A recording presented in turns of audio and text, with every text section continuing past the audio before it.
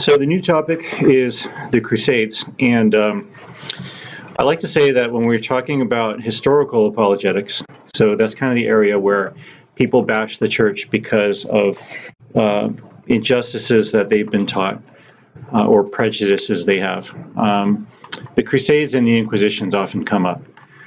And we're not going to get to the Inquisitions this year, unfortunately. We usually do, we just kind of ran out of time. But those videos are posted if you ever want to read up on them. Well, you should, actually, just for your own knowledge. That's immediately following the Crusades, as far as what's on the website. But the reason this is such a controversial topic is because mistakes were made on both sides. We saw that in the Galileo controversy. But we have to be balanced, right? We can't just say, oh no, mistakes were only the church, or mistakes were only Galileo, or only the Crusaders. The balanced view is that mistakes were made on both sides, but just as we saw in the case of Galileo, we're going to see here, and that is that the fault was more on the other side. The fault was more on the other side. Catherine, did I get your binder? Yes. Good. Oh, and just tell her later. All right, so let's launch into this. Oh, by the way, the uniforms, you probably recognize some of them. I like this one because it matches our Spirit Week night. Do we have a special name for that guy?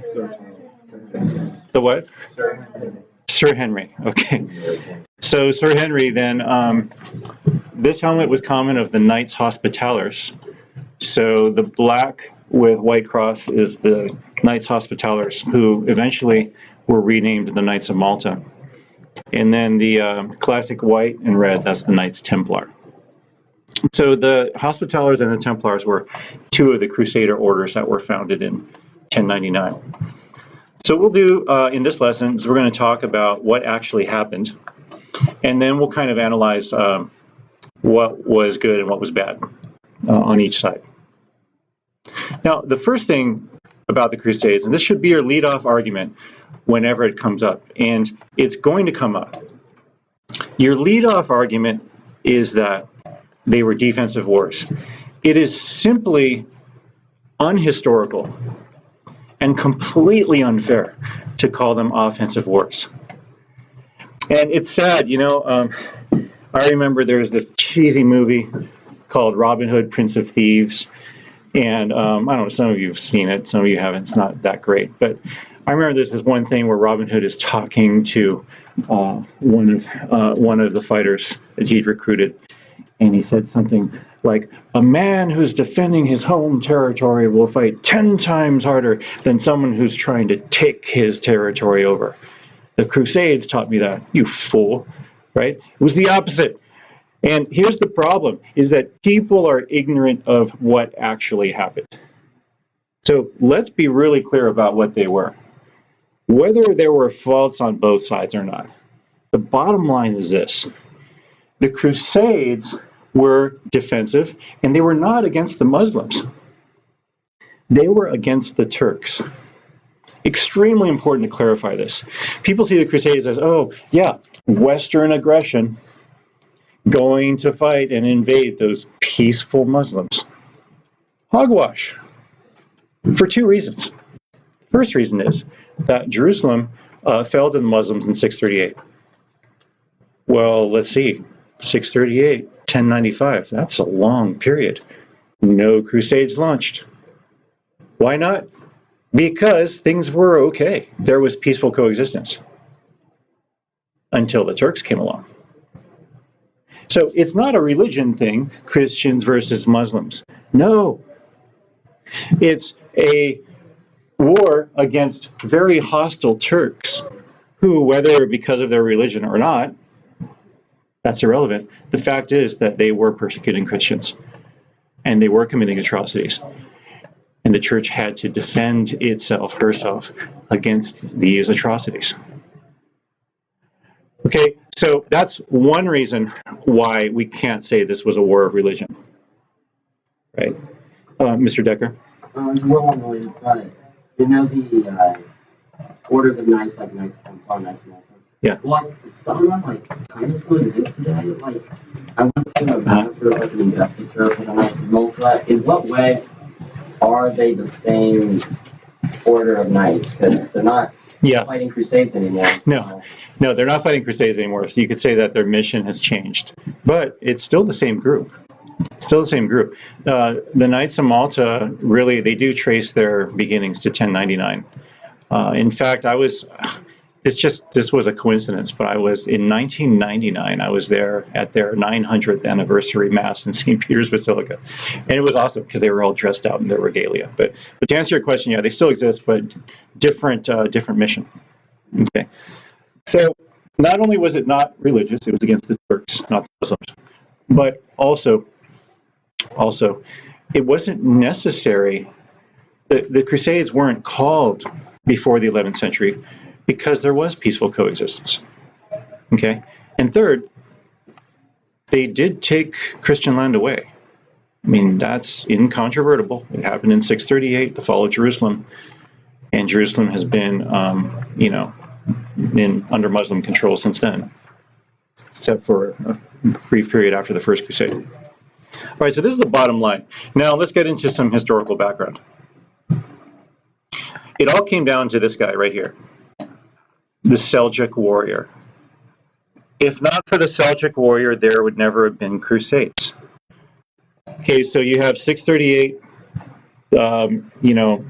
under Muhammad, you've got the expansion of Islam, Jerusalem falls. Christians are not treated well. In other words, Christians are not allowed to vote. They do have to pay extra taxes. But to be fair, right, this is where we have to be balanced. The Muslim occupiers of Jerusalem in 638 and thereafter did not hold Christians at sword point and say, convert or die. They did not round up Christians to slaughter them. This is simply not true, right? So yes, they took over the land. They probably shouldn't have. Muslims took the Christian holy city away from them, but there was relatively peaceful coexistence, okay, until this guy came along. All right, so in the 11th century, you've got two groups. You got the Seljuk Turks and you got the Fatimite Muslims, who become the radical jihadists of their time. Kind of like, I don't know, Al-Qaeda and Taliban would be for us now. So these two radical groups rose up and, using religion as an excuse, started committing atrocities and persecuting Christians. That doesn't mean they were endorsed by Islam as a whole. So this is not a religious war, Christians versus Muslims. It's not. It's peaceful people versus very hostile Turks. It's not religious. That's really important to clarify. Now, why were these guys such badass warriors? Well, because they were experts at what the Huns before them and the Mongols before them had been experts at. Remember, the Huns conquered tons of Europe. The Mongols conquered tons of Europe. And both the Huns and the Mongols and the Seljuks all had one thing in common. They were incredibly effective as horse-mounted archers. Now, why is this so important? Because in traditional battle, you've got your cavalry, and you have your infantry, and you have your artillery, right? These guys kind of combined all in one. They were cavalry and artillery and could quickly dismount and be foot soldiers. And so they were a mighty fighting force, as you can imagine. Now, why do you think this wasn't common? Well, just looking at them, you can tell why it's not common. Just as for the Huns and the Mongols, because riding a horse and shooting accurately is extremely difficult to do. And most armies just couldn't do it. They didn't have enough trained people. All right, so the Seljuk warriors then turned the tide and basically made the Crusades necessary. The Seljuks won the Battle of Manzikert in 1071, now setting their eyes on Constantinople. So the Seljuks then basically took over lands left and right, lands that had been Christian. And now they wanted to take Constantinople to make the entire region Turkish.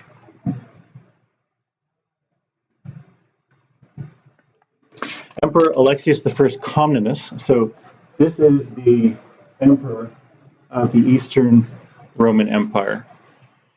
And he saw that the church was being obliterated.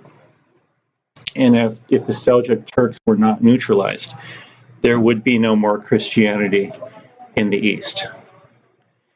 And so, even though he was at schism with the church, because keep in mind, Great Schism happened in 1054. This was only a few years after that. So, of course, Alexius I didn't want to have any contact with the West, but he needed their help. There was no other choice. St. Gregory VII, he's a pope, almost launched a crusade in 1074, but was sidetracked by Henry IV. So do you guys, I know you did medieval history, but basically there, Henry IV wanted the right to appoint his own bishops. It's called lay investiture. Bishops that were lay, and then he would just kind of fast track them through ordination and stuff like that so that they could be political pawns. And Gregory VII put a stop to that, but that took all his attention, and he couldn't launch the crusade that he dearly wanted to. And so finally, was that not enough time? He couldn't launch what he wanted to because he was distracted, but he had the right intention, which was to help the Eastern Christian brothers defend themselves against hostile Turks. Not against Muslims, against hostile Turks who happened to be Muslim.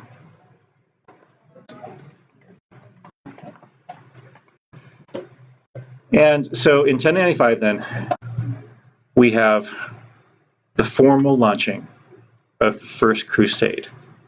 And it happened at the Council of Clermont, and Pope Urban II gathered all the knights and nobles of the land, and he spoke with them, exhorted them to go and fight to free the Holy Land. So I'm about to give you some excerpts from his discourse. You don't have to write the excerpts down, but I do want to give you his original words. Here's what he said.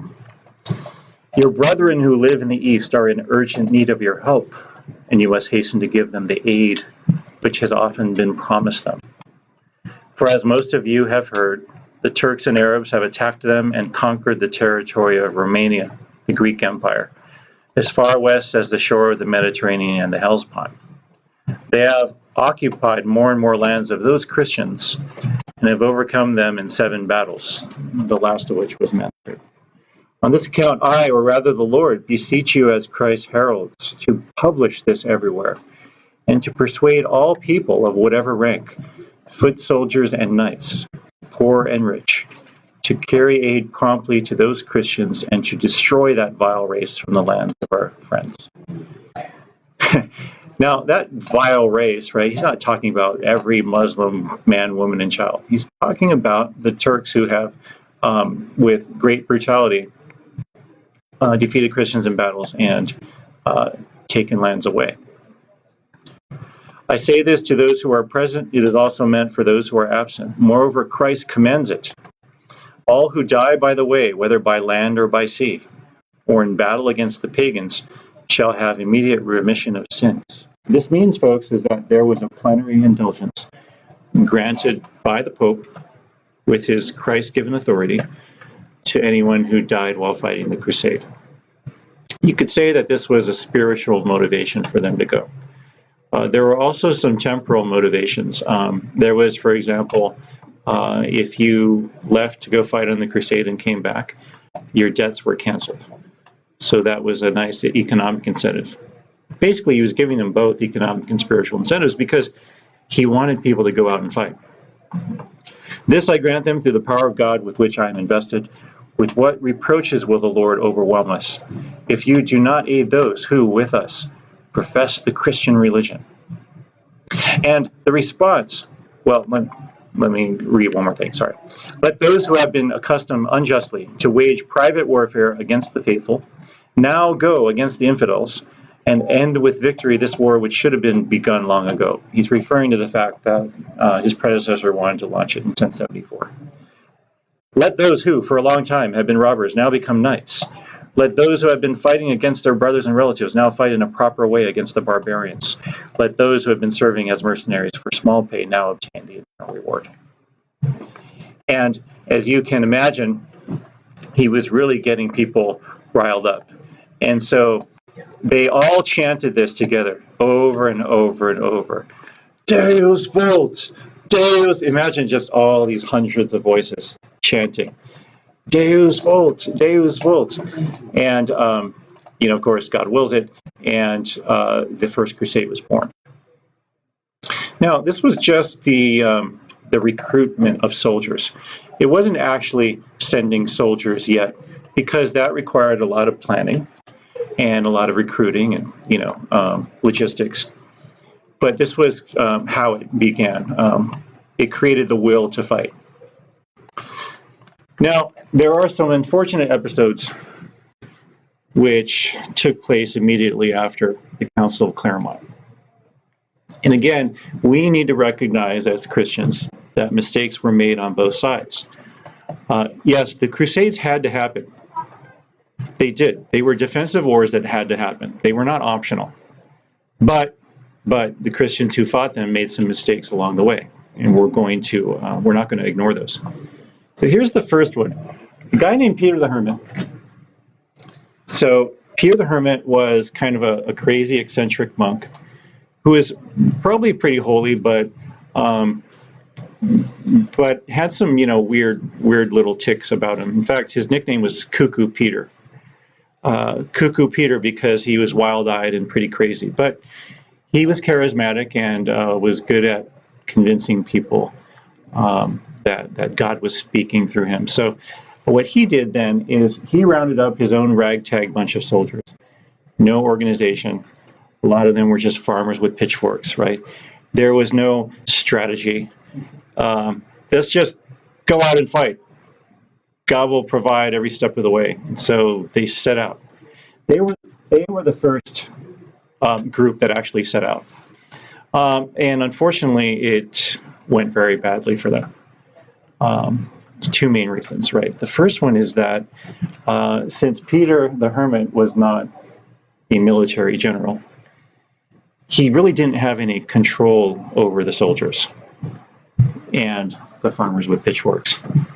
And what some of them started to do is they started to say, hey, let's fund our endeavor, and let's do it by slaughtering Jews and taking their money. And sure enough, that's what they did. They went to the Jewish towns on the way from Germany to the Holy Land. And as they entered those towns, they did just that, which is horrendous, terrible. There's no way to condone it. But Peter didn't want it. It's just he should never have done this in the first place because he wasn't able to control these crazy, ignorant, violent people who slaughtered Jews for cash. It's what they did. They slaughtered Jews for cash. So that was one huge mark on the so-called People's Crusade. Another huge mark is that when they did get to the Holy Land, those who were left, most of them were starved or killed and were forced to retreat dejectedly, which is what we see here. So the People's Crusade was a disgrace. Mr. Hoppin? So I'm guessing but the people who died on this one, that's it's hard to say. I would guess not, because they really didn't have any kind of organization or plan, and that isn't what Urban II intended when he gave the Council of Claremont. So, but who knows? Maybe God in His mercy did provide that. It's hard to say. All right. So in the same People's Crusade, you had the massacre of the Rhineland Jews. All right. So this didn't happen only because of Peter the Hermit.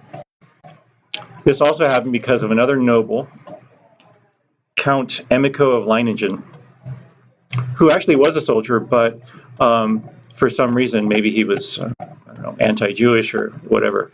He launched the probably the biggest Jewish massacre of Germany, and literally rounded them up, killed them, took money. Completely evil.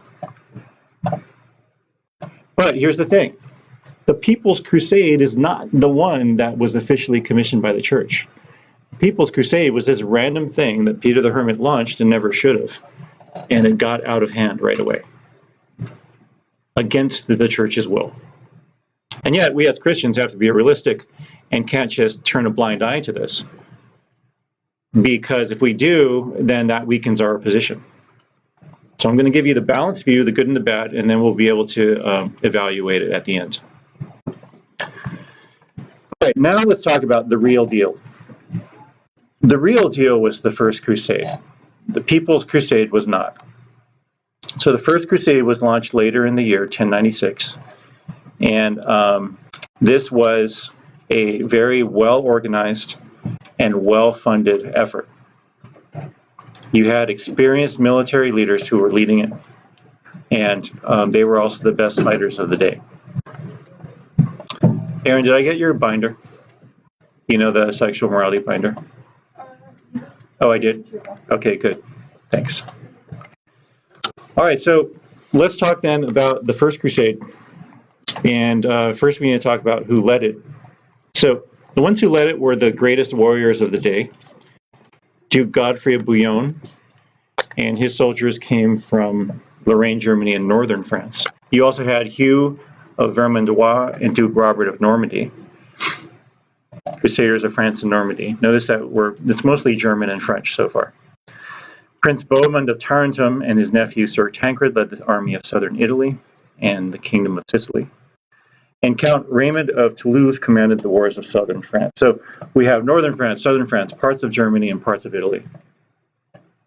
There weren't any English crusaders yet. It's mostly Germany, France, and Italy. But all four of these guys, what they all had in common was they were skilled warriors, proven generals who had been successful in battle. They were good leaders of men, and they were all very devoted Catholics. So these were good practicing Catholics, men who had good intentions, not a bunch of bloodthirsty savages.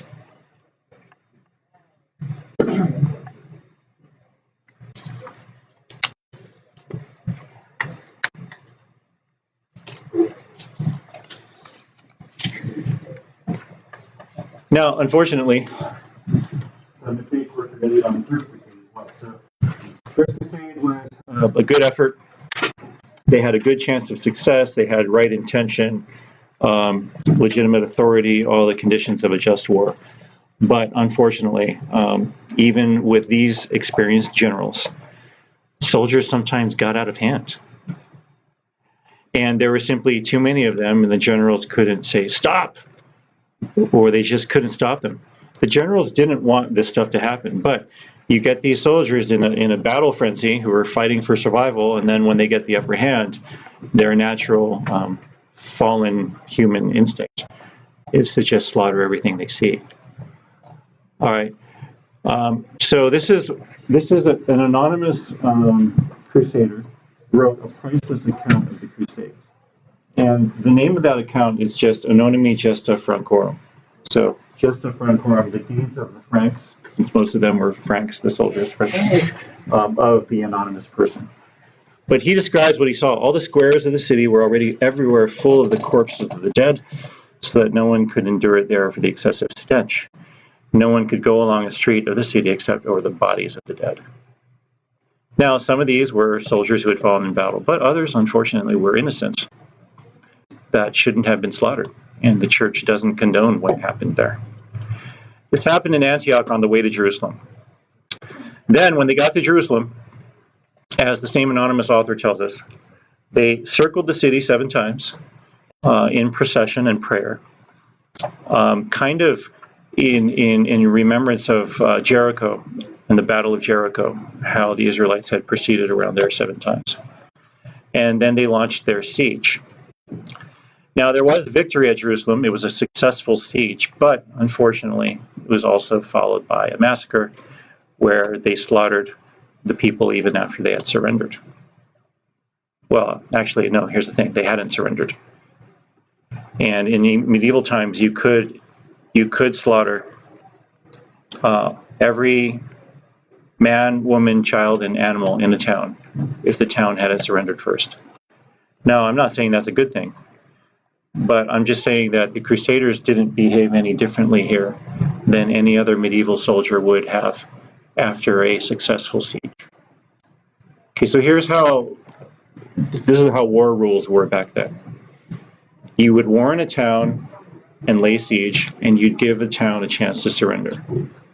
But if they didn't surrender, and you had to force your way in, it was your battle right. I'm not making this up. This is how it was in ancient times, medieval times. It was your battle right to slaughter everything in sight upon gaining the town. How many have ever seen or read Henry V by Shakespeare? Do you guys remember when he's laying siege to Harfleur, right? He talks to the governor of Harfleur and says, surrender now while you can. Fortunately, the governor does. But in the speech to the governor of Harfleur, he's telling them, we're going to put your babies on spikes and all kinds of gruesome things they say, because that's how medieval warfare was. Now, I'm not saying that to justify the Crusaders, but I am saying that to show that they were no different from many other soldiers at the time. And that's an important part of the discussion, too. This is what the Anonymi Gesta Francorum says regarding the slaughter that happened after the Crusaders' victory in Jerusalem.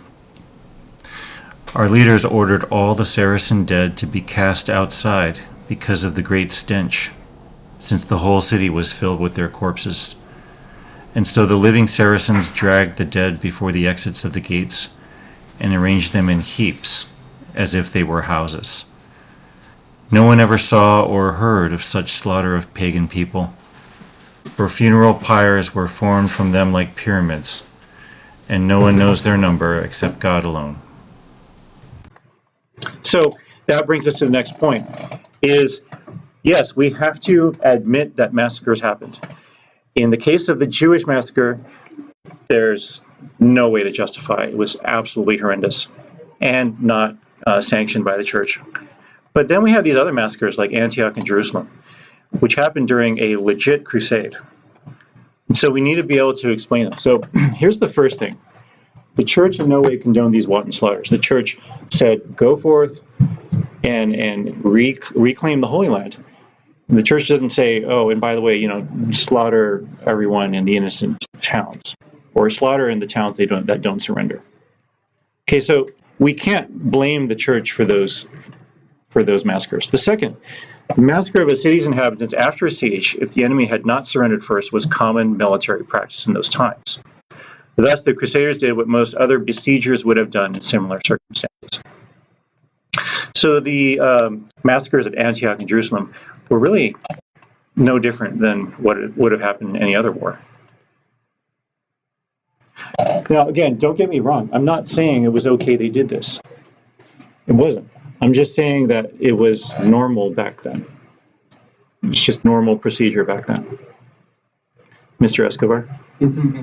Since it was common procedure, the church should have expected the soldiers to act like that. I think the church could have asked it not to happen. And that actually brings me to the third point.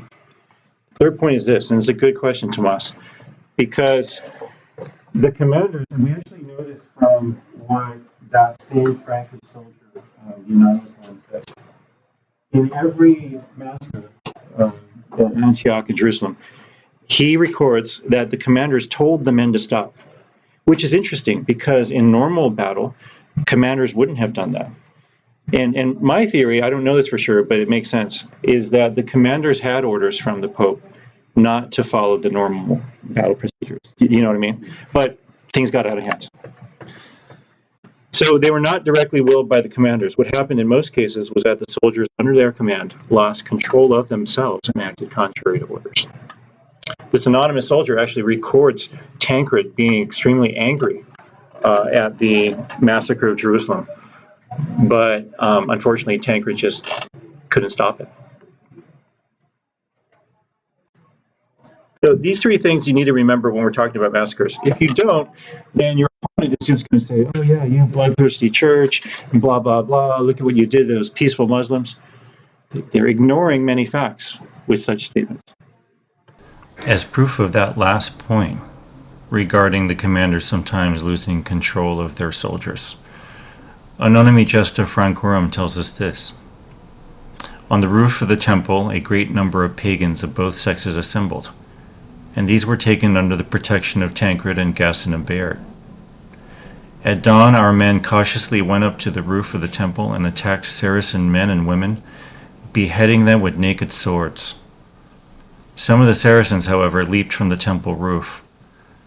Tancred, seeing this, was greatly angered. We see here that this was against Tancred's wishes. Tancred was exercising restraint, was not going to kill these people, but the soldiers disobeyed, and this unfortunately happened sometimes in ancient and medieval warfare.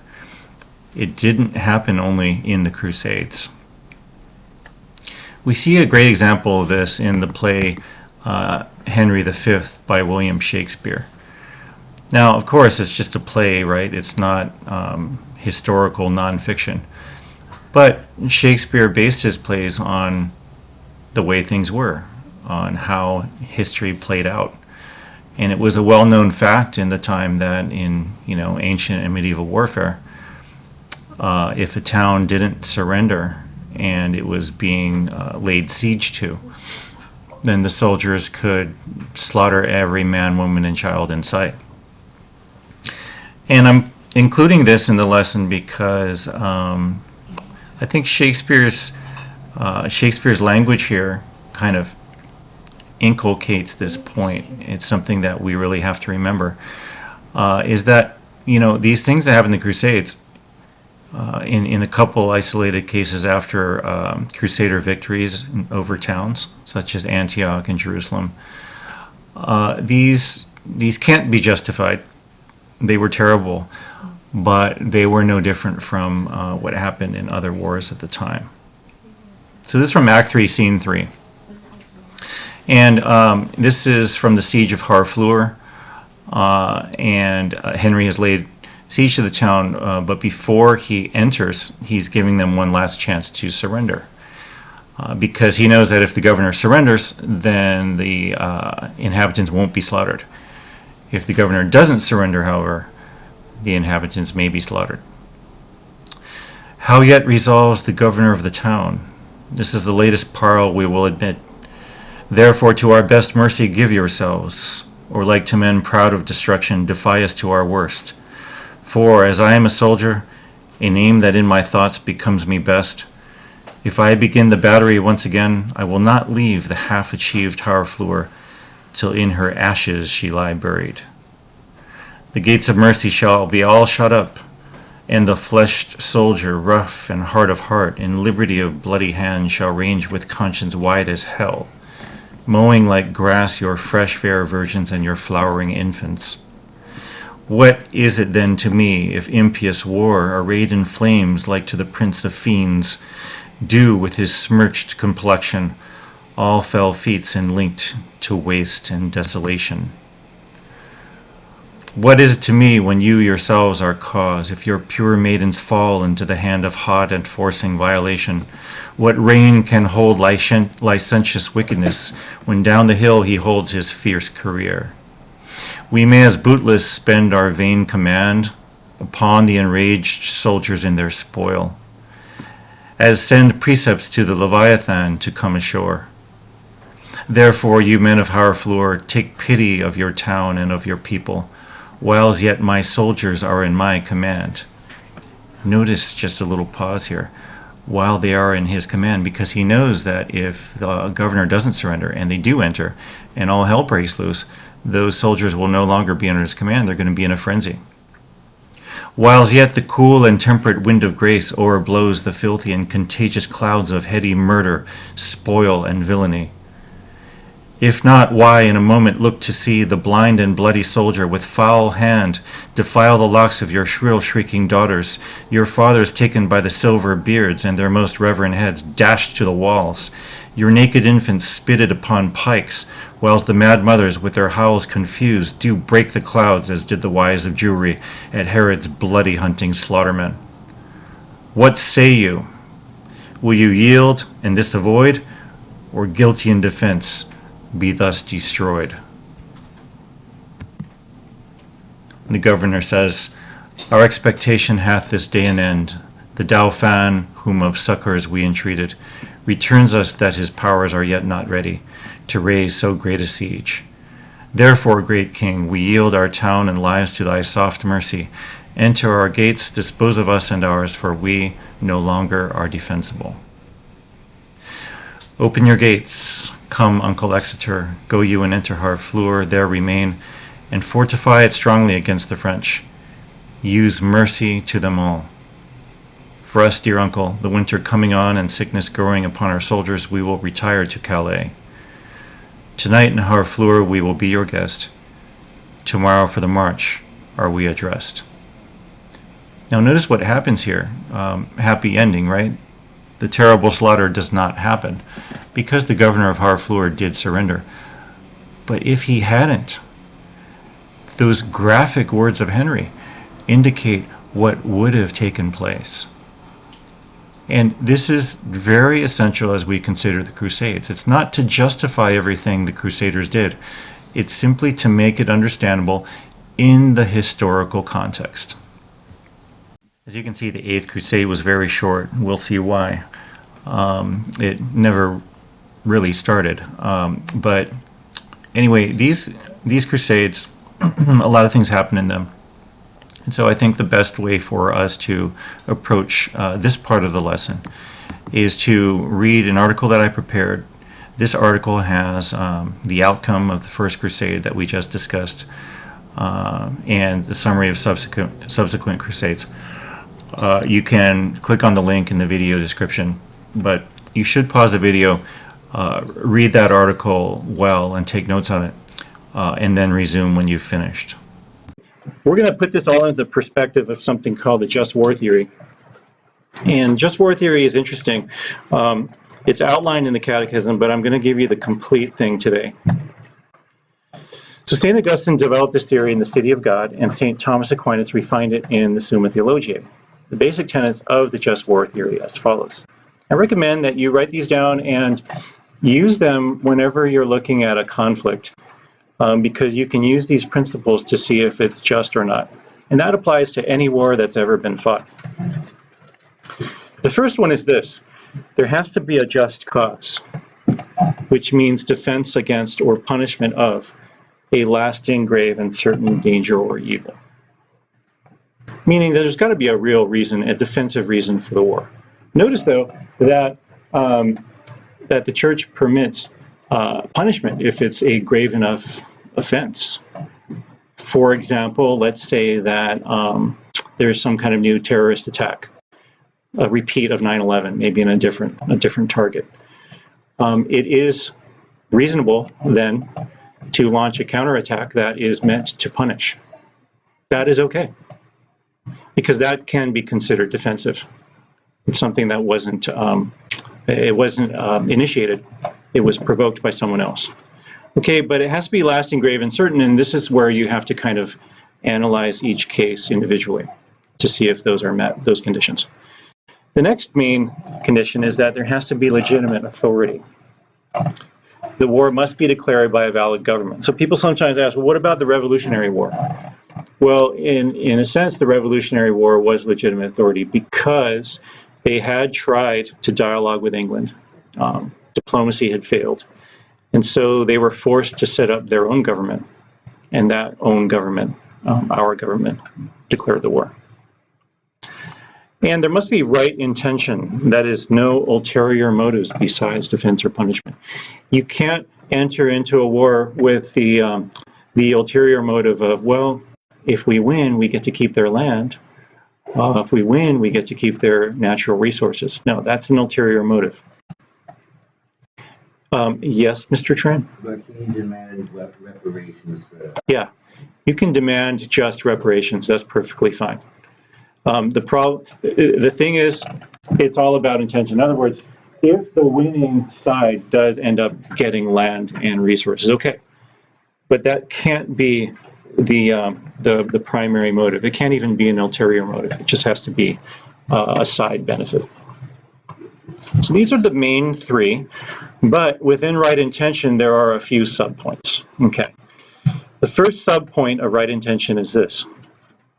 Armed conflict should be the last resort after peaceful means of diplomacy have been tried unsuccessfully.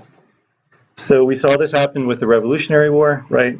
The colonists did try to reason with England, and they tried for many years, but it just didn't work. The point is, though, you can't just jump into a war. There has to be some kind of dialogue first, some kind of peace talks first. War then should be considered a last resort. Mr. Solomon? What if the opponent in this case is so set on the destruction? So Michael, it's a good question. Well, here's what we're going to do. We're going to lay out the entire theory, and then we're going to see how this case applies to it, point by point. Okay. Okay, the next subpoint of right intention. There should be a reasonable chance of victory. So, for example, let's say that let's say that one country is going up against another, and that country, the one country has only bows and arrows, and the other one has machine guns. Well, there isn't a reasonable chance of victory. That's unfortunate, but that would just be a wanton slaughter, and so that would not fulfill this point. Next, the proposed weapons and methods of warfare should not produce still greater evils than the war prevents or punishes. So let's say there's a repeat of 9/11, and I don't know, they destroy the White House this time with everyone in it, something major like that. Well, then our response can't be to, go drop 5 nuclear bombs on the country responsible and wipe out the entire country. You see how that's disproportionate? There has to be some proportion. Mr. Escobar? Did they outline how you know the chance of victory? No, see, these are principles given, but in the end, the people who have to decide how to apply them are the ones in charge, are the leaders, the political leaders. See, the principle doesn't spell out, okay, if it's machine guns versus bows and arrows, no, but if it's machine guns versus semi-automatics, I mean, those are things where each leader has to make the decision. Do you see what I mean, Tomas? It's not spelled out here because they can't really spell it all out. Too many variables. Or did I not answer your question? Yes. Oh, okay, all right. Mr. Riki? Excuse me? Yeah, that's correct.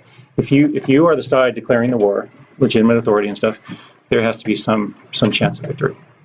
All right, so the conditions above, so we talked about just cause, legitimate authority, right intention. Right intention has the 3 subpoints. Those are the conditions. The conditions above determine whether or not a war is just at its inception. So this is called jus ad bellum, which would mean justice or right towards a war. Ad bellum, preparing for a war. However, there's another condition for the just waging of the war itself, and this is called jus in bello, within the war. All efforts must be made to protect non-combatants, wounded soldiers, and prisoners. So this is just rules of engagement.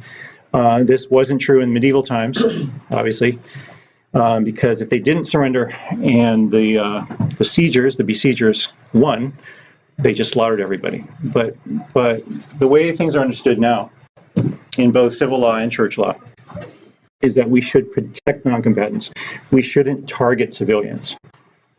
And although civilians are going to die, it's inevitable, that should be minimized.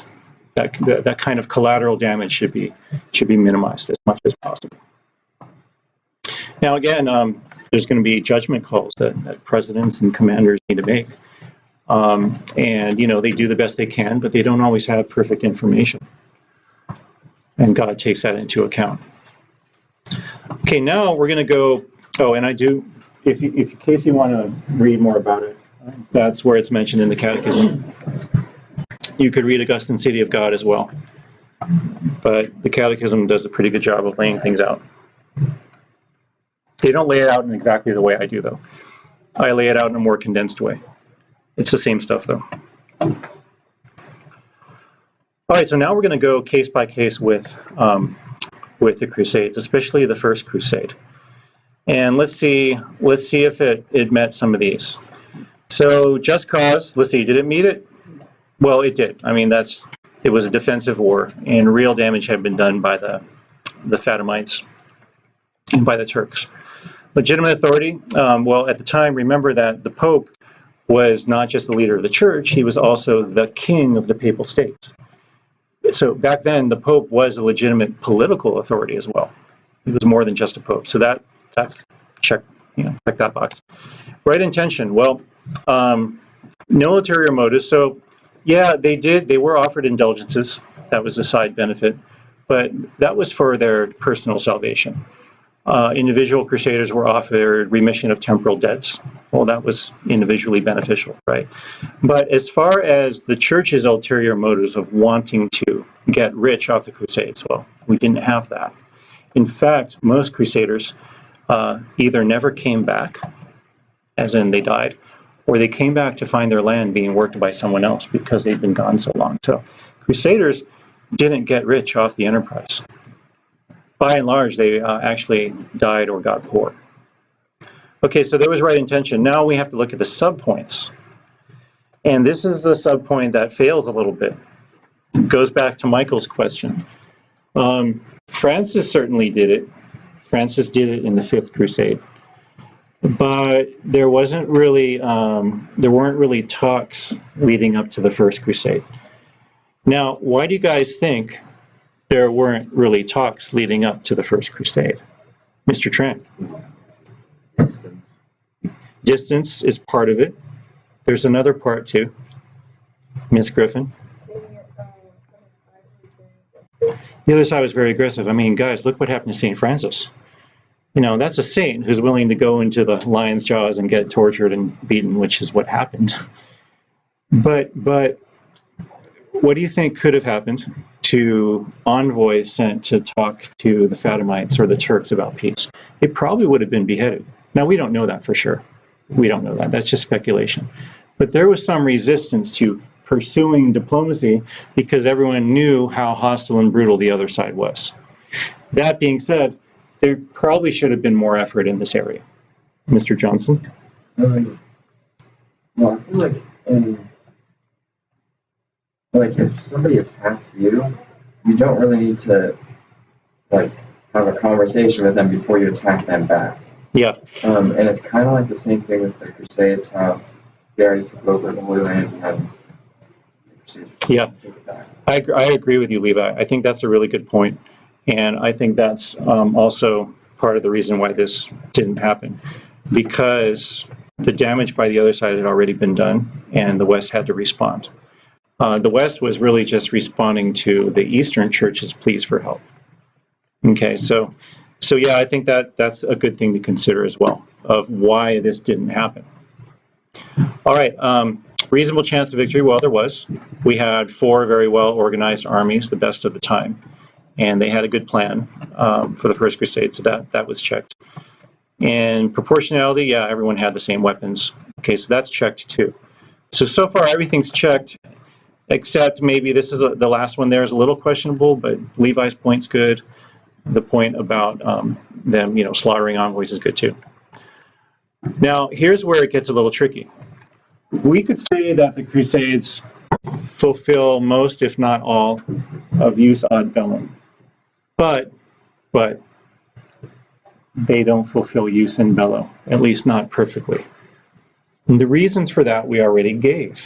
Sometimes, people got out of hand, commanders didn't want to happen, church didn't want to happen, stuff like that. But if we're looking at jus in bello, the fact is that sometimes non-combatants were killed. And so we could say that it wasn't a completely just war, but again, that's not the church's fault. That's the fault of the individual crusaders, some of whom messed up. Does that kind of make sense, guys? All right. I think if we look at every conflict in history, we're going to find that not a single one fulfills all the conditions perfectly, because we're, human beings. I think we can find wars that were mostly just. I like to think that the wars that America has fought have mostly been just, but even those mostly just ones weren't perfect. Okay. All right. Let's go through kind of a list of good and bad consequences. And you can see there are both, and I think it's in our own minds to weigh which one prevails. Regardless of your judgment regarding which one prevails, bad or good, remember that consequences are simply the circumstances of an act. So we have object, intention, and circumstances. And circumstances include consequences. All right, so whether you think one prevailed over the other or not, that has no bearing on whether it was a just war or not. It's important to realize. Okay, so delay of Muslim expansion, that's definitely true. That happened. On the other hand, we had the massacres, as we've talked about. Franciscan custody, that happened. That was a huge success. This is still true to this very day. On the other hand, we didn't regain control, which is, that was really the main goal, was to try to get Jerusalem back and keep it forever. It didn't happen. We had Jerusalem for about 88 years after the First Crusade. And then after that, there were periodic bouts with treaties, but we never got it back. Maybe we never will, who knows. Peaceful coexistence of Christians and Muslims, so this was true, and this led to, as I said before, Aquinas getting his hands on translations of Aristotle, Averroes, and Avicenna. But we had harm to interchurch dialogue, right? Obviously, the massacres against the Jews, you can't just forget about those, even though the church had nothing to do with them. And the fact that we really put the nail in the coffin with that Great Schism. The Fourth Crusade dashed all hopes of reunification. And it's sad because maybe the churches could have been reunified if not for that. Next good one, unification of Western Christians against a common enemy. So that did happen. But at the same time, this is the reason why people attack us for the Crusades. Because what they say is, oh, you Christians preach love and peace. Just look at the Crusades, you're a bunch of hypocrites. See, that's their narrow-minded, shallow view, but it's so easy to say something like that to people who don't know how to respond. Okay, I can almost guarantee you that when you get to college, if you're at a non-Catholic college, as some of you will be, Crusades are going to come up. They just always do. It's easy to bring up. Okay, now, I'm not trying to be biased here and say, oh yeah, I think a lot of more good came out than bad.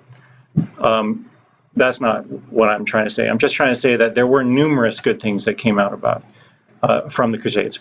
Whether you think those outweighed the bad or not, that's really your call. But these can't be ignored, these good things that came out of it. Trade routes, missionary efforts, even something as simple as food. Look at all these foods that we wouldn't have had if not for the Crusades and all the time that Westerners spent in the Holy Land. So, you guys, you can think about it. But whether you think that more good or more bad came out of them, the fact is, and this should be the take home, they had to happen. They had to happen because they were defensive wars. So to finish this discussion, we're going to talk about, or we're going to ask the question, how can the church justify the Crusades? And basically what we're going to talk about now is your talking points, your lead-off arguments, because when this comes up in conversation, you won't always have time to get into all the details that we've covered in this class. So the first, important lead-off argument is that the Crusades were defensive wars. Okay, this is how we began the lesson. They were not wars against the Muslim religion. They were wars against the very aggressive and anti-Christian Seljuk Turks and Fatimites. So they were defensive wars that had to happen because Christians were actually being attacked in the Holy Land. Again, not by people who, not because the attackers were Muslim, but because they were Seljuk Turks who were anti-Christian. The Muslims who preceded them in all that 350 years between 638, when Jerusalem first fell to the Muslims, until the advent of the Fatimids and the Seljuks, that was a long period of peaceful coexistence. So it wasn't an Islam Christian thing. Crusaders fought at great personal cost, and we have to remind ourselves that even though there were some bad crusaders, and they did make mistakes, the overwhelming majority of crusaders really did sacrifice a lot to fight in the Holy Land. When they came back from the Crusades, if they came back, because half of them died, but those that did come back often came back impoverished because they'd spent all their savings on the crusade, or they came back to land that used to be theirs but now was being farmed by someone else in their absence. So they really did sacrifice a lot. The objectives of the Crusades were generally noble, even though some crusaders violated these objectives. So it was painfully obvious when we were reading the article just how many times crusaders violated the objectives of the Crusades. These crusaders who were so-called Catholics, but actually were not practicing their faith. But we need to distinguish mistakes of crusaders from objectives of crusades, which were noble. Perhaps more diplomacy could have been tried first, though it likely would have failed. So when we were talking about the just war theory, we saw that the Crusades kind of failed in this respect.